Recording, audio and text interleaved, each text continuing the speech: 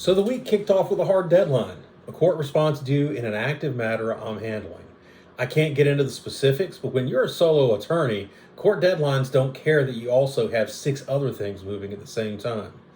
And I did have 6 other things moving. The client board this week was covered. It had estate planning work, a contested juvenile court hearing, and several family law cases in various stages. And that's a typical workload for this practice right now. It's the transition period I've been intentional about. Family law has been my foundation, and I'm building the estate and retirement planning side deliberately, one client relationship at a time. What people don't always see when they think about solo practice is the administrative layer that runs underneath all of it. The intake tracking, the deadline management, personnel decisions. When you run a boutique firm, you are the system.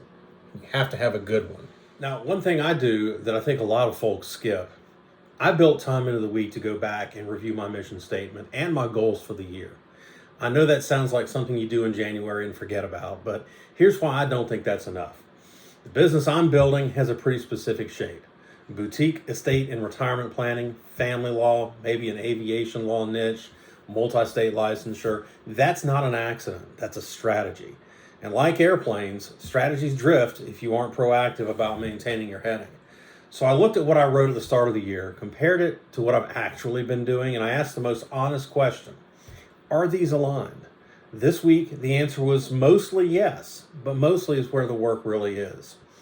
So if you're running your own business and you haven't looked at your mission statement since you wrote it, I encourage you to do that now. Not because it'll change your whole week, it won't, but because it keeps you from waking up 2 years from now doing work that doesn't fit the life you said that you wanted to build.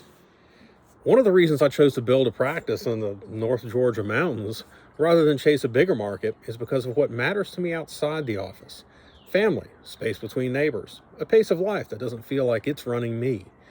It's a pace that also allowed me to put in time towards my aviation goals this week. I'm one oral exam and one flight away from my private pilot's license, and much like practicing law, flying requires complete presence. You can't be mentally drafting a document at altitude. I think lawyers especially need something that forces that kind of reset.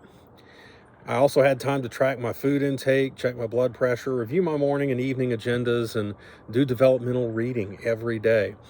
None of that's glamorous, but it's the infrastructure that lets the rest of everything function. So that was the week. A court deadline met, a client board managed, goals reviewed, and more hours toward my aviation goals. If you're a solo attorney or someone thinking about running some other kind of business, or just curious about what this kind of life actually looks like day to day, follow along. I'm not going to make it look easier than it is, but I'll show you what I'm doing and why I'm doing it. I'll see you next week.